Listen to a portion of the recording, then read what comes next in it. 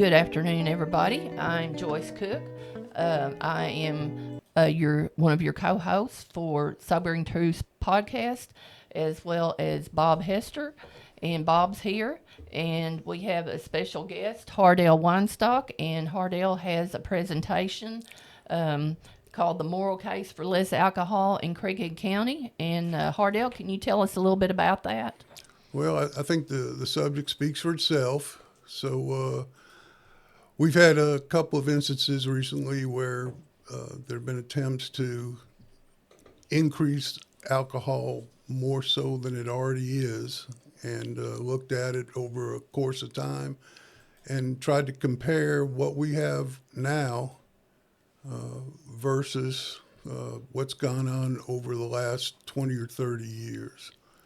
We'll talk through it, and just as an orientation, if anyone would like to get this slide deck, they can contact the Sobering Truth, and we'll try and get a copy of it to you. So again, the moral case for less alcohol in Craighead County and beyond. Let's go to the next slide. Here we have a one over the U.S. view of the status of alcohol in the year 2024. The dark blue is all wet. The light blue is wet counties with dry towns. The yellow is moist counties. And this isn't 100% accurate because Craighead County is a moist county. The orange is dry counties with wet towns, and the red is dry counties. So you can see that mostly across the South, but also in certain other locations around the nation, there's different variations of alcohol within the roughly 3,300 counties in the nation. So next slide. This is a briefing or a website. It's called Intoxistates, and they went in and broke down America's drunkest and driest counties. The picture's a little bit small there, but essentially green is the least drunkest, and the red is the most. Next slide. Quick overview of Arkansas, different variations of dry, wet, damp, etc. The point on this slide is just to show the various patterns in the state. If we go to the next slide, we'll see that this is the kind of like the official breakdown from the state. The wet, damps are wet counties that have dry jurisdictions within them. Moist counties are dry counties that serve alcohol by the drink, where the city councils have taken advantage of Arkansas state law to allow that within the municipality. And then the dry counties. There's only 3 dry counties in Arkansas. I believe that's Lafayette down in the bottom left in southwest Arkansas, Newton County up in northwest Arkansas, and Lincoln County over in southeast Arkansas are the only dry counties left in the state.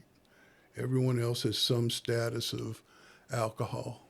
Next slide. Here's an example of a damp Arkansas. You can see over on the right side there where Craighead County is. The county below us is Poinsett County, and you can see that a portion of Poinsett County is in fact dry. So this is the current status of the damp counties in Arkansas. Next slide. All right, the top 10 drunkest and, there we go. The top 10 drunkest and driest counties. Difficult to read there, but the important thing is that the average of drunkenness within the state is 15.42%, and in the top 10 highest counties, you can't really see it there, but at number 5 is Lincoln County which is a dry county, and it's amongst the highest for drunkenness in the state. And at number 9 for the highest is Greene County. Now, Greene County is below the state average, but it's amongst the highest in the state, especially within our neighborhood of Craighead County and the surrounding counties. On the other side, the 10 lowest drunken counties, Lafayette County, which was one of the 3 dry counties, is one of the lowest in the state. So this one slide kind of communicates that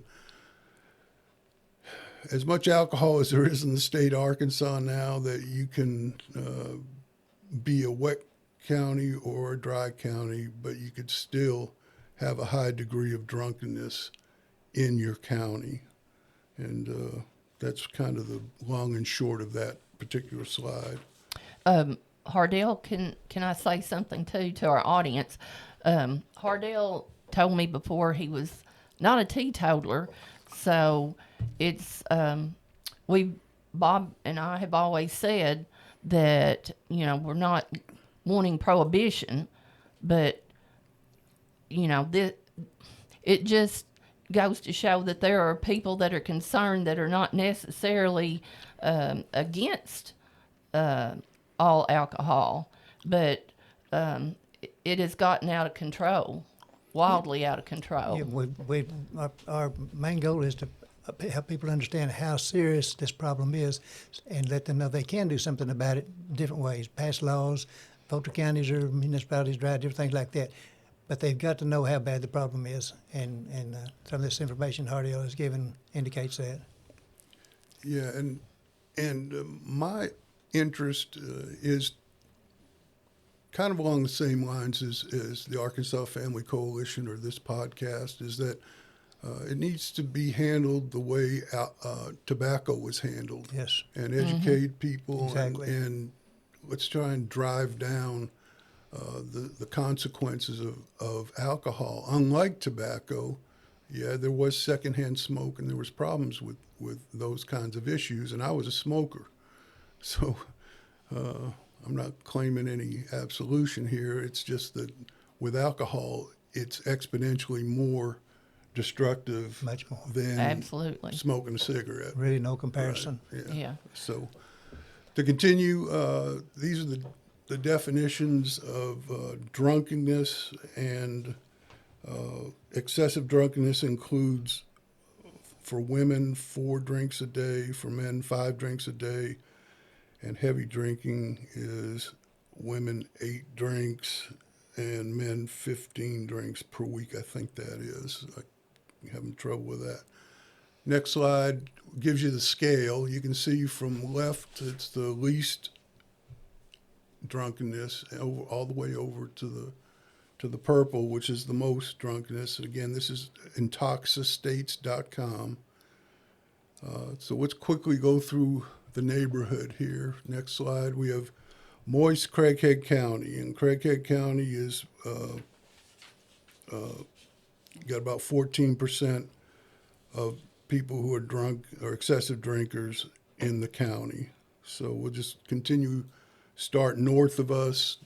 Again, Greene County is the 9th drunkest county in Arkansas, and in the neighborhood as well, keeping in mind that even it is below the state average for drunkenness, which was 15.42%. Mississippi County is next, and it has some distinct issues with it, particularly I-55. It's at 13% drunkenness. Next slide is Poinsett County, and that also is around 13.5%. And again, a damp county is a county that is wet, but it has dry jurisdictions within it. I think, Bob, you mentioned Weiner as being a local example of that. And the next slide is Jackson County, and last is Lawrence County. Lawrence County, the time that I built this, it only had one alcohol permit in the county. It may have changed since then. I don't believe it has. There used to be a VFW there years ago, and I don't know if it's still there. If it's still there, then there's two, but if it's not there, there's just the one. Okay. So I'm not sure about that. Yeah, Lawrence. Did I say Lawrence or Yeah, Lawrence, you said Lawrence. Okay. The next is an overview of all the alcohol in the neighborhood. This is a pretty far out. It goes all the way out to all the areas. There's roughly 79 red cocktail glasses within Craighead County there. And if you go to the next one, we can see it a little bit better.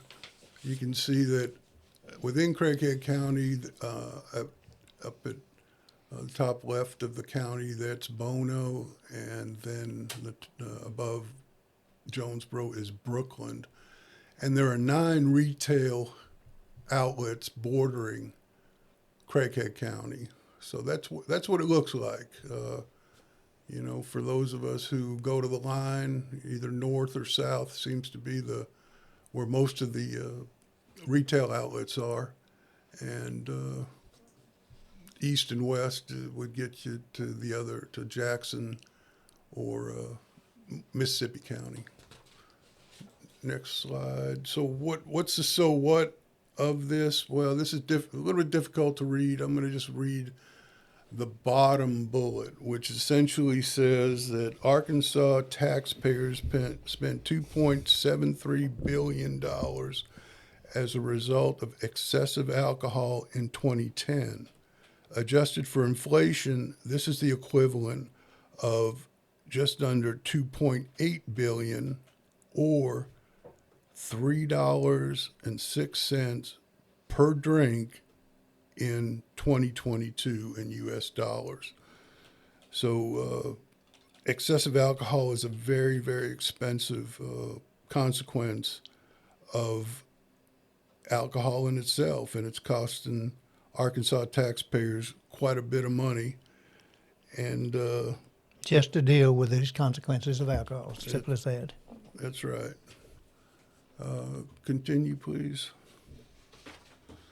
So to summarize what we've seen so far, we have Arkansas, and if you recall back in the beginning of the briefing, we're number 48 in the country for excessive alcohol or excessive drinking. So from that perspective, people would think we have it, we have it okay, and I guess we do.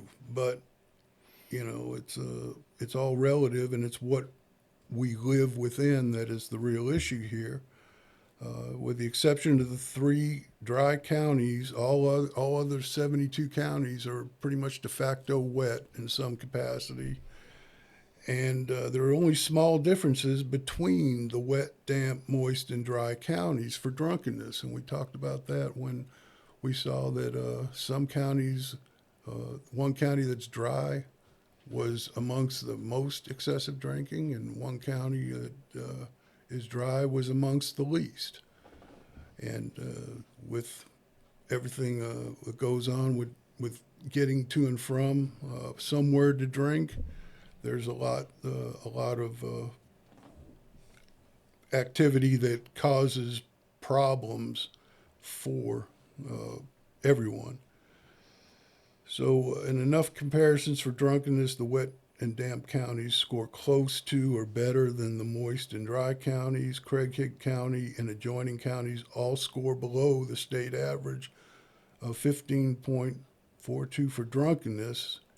Except for Greene County, Craighead County scored the highest in drunkenness amongst the 6 adjoining counties. And the alcohol abuse statistics, as we said, is a very expensive proposition for the taxpayers through 2022, and it hasn't really improved since then either.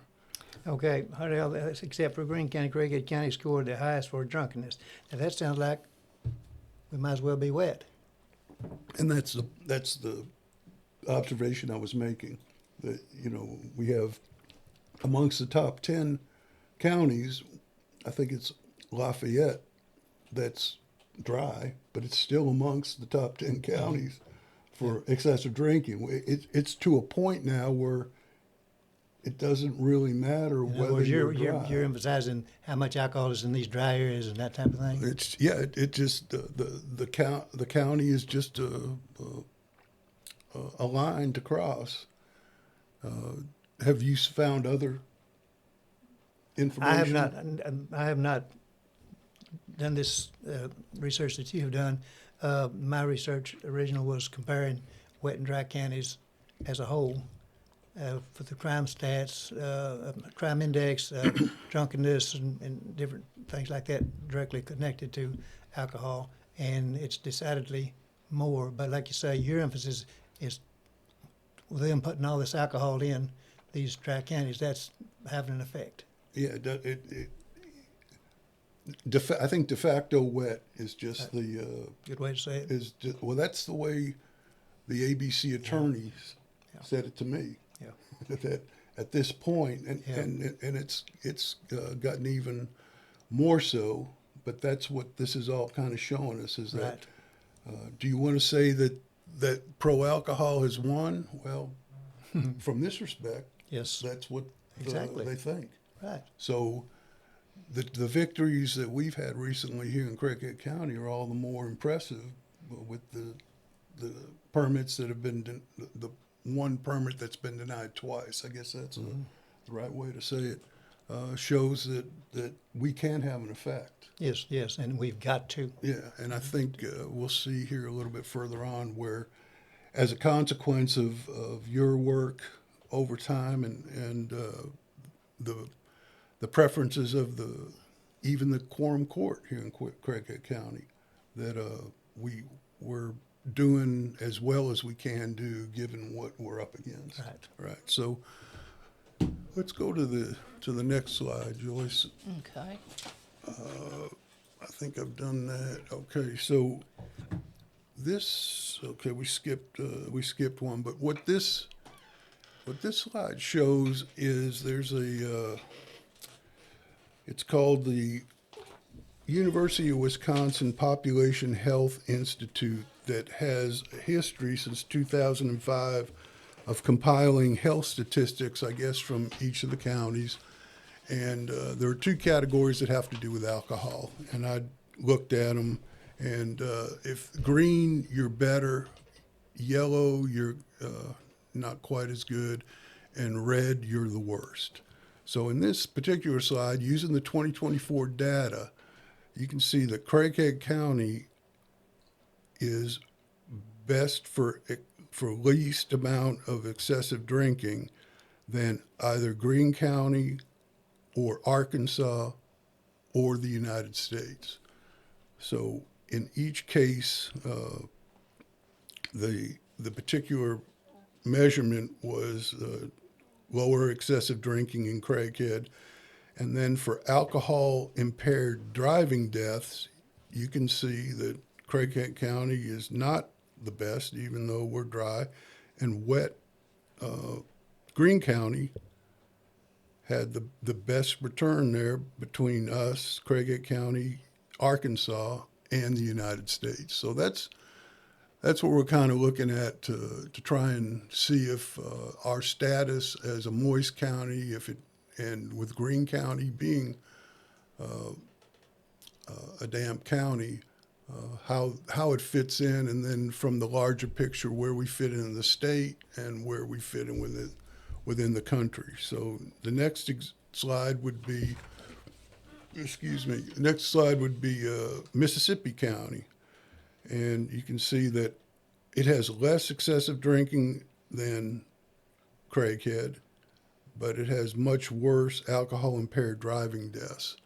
And I attribute that primarily to I-55 going through the county there. And you can see where Arkansas and where we stand within the United States. Next slide will be Poinsett County, a damp county, and you can see that it actually has less excessive drinking than Craighead County, but it also has more alcohol-impaired driving deaths. can see where it stands against Arkansas and the nation. And then we have Jackson County. Jackson County's better than Craighead County in both instances. And the next slide would be Lawrence County, and Lawrence County is better. Therefore, so it goes back to your comment, Bob, that, or my response maybe, that Arkansas is just de facto wet, and it becomes how do you affect the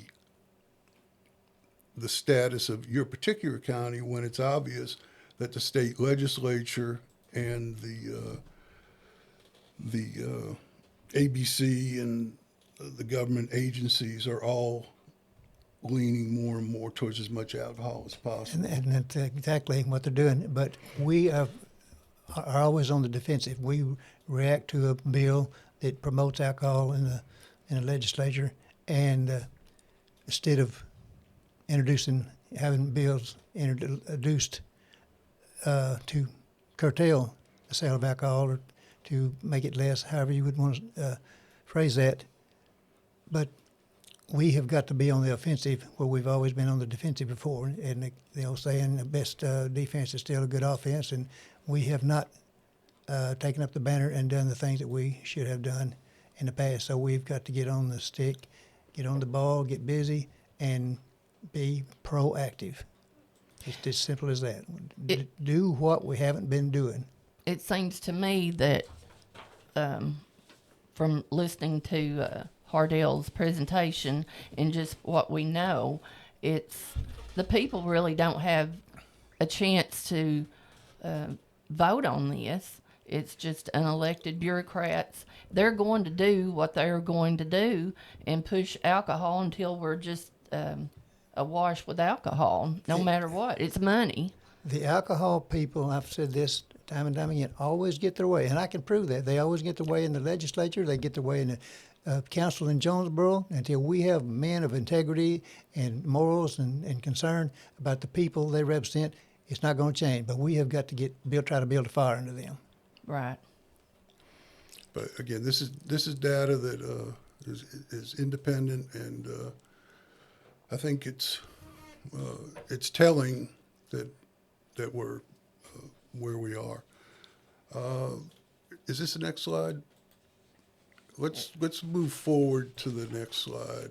This is an article that was written in 2016, the University of Arkansas Law Review, and this is an analysis that they did on the 2014 referendum on alcohol. And I think in Craighead County, the pro-alcohol forces could not get enough signatures on the petition in order to get it on the ballot. But there were other places that they did.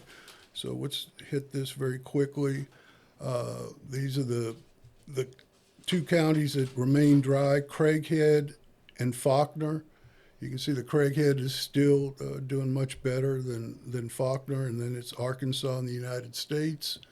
Next slide is Saline County, and you can see that Craighead County, these are counties that went from dry to wet. Saline County went from dry to wet. So you can see we did okay there. Next slide is Columbia County, and they're not quite as bad as the others, but next slide is Faulkner. Oh, you're a little bit ahead of me. Faulkner County. You can see that they're worse than Craighead. And the next slide is, skip that. And we'll go to counties that have gone from dry to wet since 1993 using that same 2024 data, and it's just the counties here. It's not the Arkansas and the U.S. And you can see that for excessive drinking, there's a couple of wet counties that have done better than Craighead County in excessive drinking and for alcohol-impaired driving deaths. Next slide. Next slide. Okay, then we have Benton County, Madison County, and Sharp County. And you can see that Craighead is a mixed bag within that group of counties. And The next slide is Craighead County doing better than Saline, Columbia, or Little River County. And the next slide is Randolph, Sevier, and Van Buren. So where Craighead County tends to have the biggest issue is the alcohol impaired driving deaths. That seems to be the one where we tend to do worse. Next slide, quickly we'll go through these top 10 population counties in the state using that same 2024 data. You see Craighead County is better than Pulaski, Benton, and even Washington County, with the exception of that alcohol impaired driving deaths. The next slide is Craighead versus Faulkner, Saline, and Sebastian County over in Fort Smith. They're doing a little bit better. And the next slide is Garland County, White County, and Lonoke County. And you can see that White County is the strongest of those. And I think so White County would be the ninth most populous county in the state, and it does better than Craighead in again, the alcohol impaired driving deaths. Other than that, what do we have next, George? Okay, Revenue. We have revenue. So very quickly, let's look at Jonesboro's revenue from the alcohol tax. From 2021, it was, after COVID, it jumped 43% to $567,000 for 2021.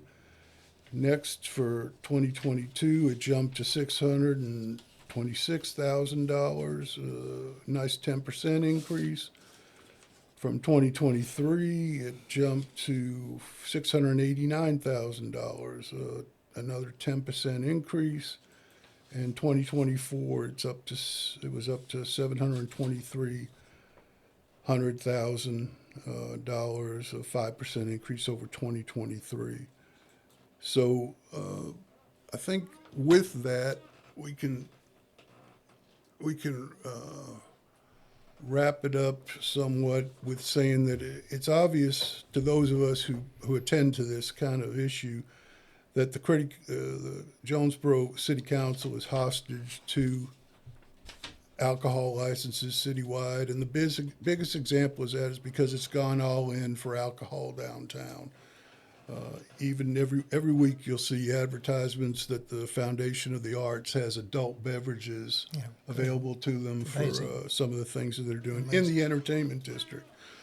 We just learned last week that the City Council, through the Downtown Jonesboro Association, has not done any analysis on the effect of the entertainment district on the city. So they did say that there aren't any JPD responses down there, but as far as an analysis of the impact of the entertainment district, they acknowledged that they could not differentiate between year one and year two, and going forward, Jonesboro continues to get wetter, and because of Bono and Brooklyn, the county continues to get wetter. So let's wrap it up with that as far as the presentation goes, and ask that one over the world question: when is enough enough?